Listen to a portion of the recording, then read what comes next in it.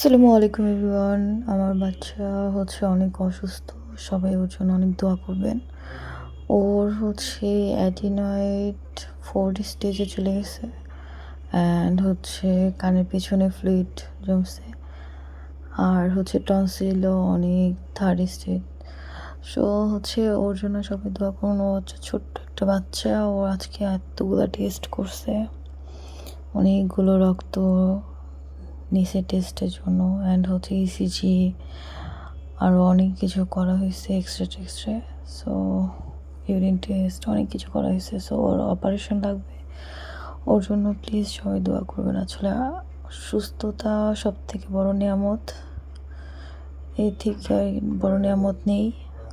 বাচ্চারা তো আমাদের কাছে সবসময় আমাদের থেকে সবার থেকে বেশি বাচ্চাদের জন্য আমাদের জীবন যাপন করা আর কি। সো সব থেকে বেশি প্রায়োরিটি বাচ্চা আগে আমাদের। তো সবাই অবশ্যই দোয়া করবেন। আই নো যাদের বাচ্চা আছে তারা এই ফিলিংসটা বুঝতে পারবেন যে আমার কেমন লাগতেছে। সো প্লিজ দোয়া করবেন সবাই।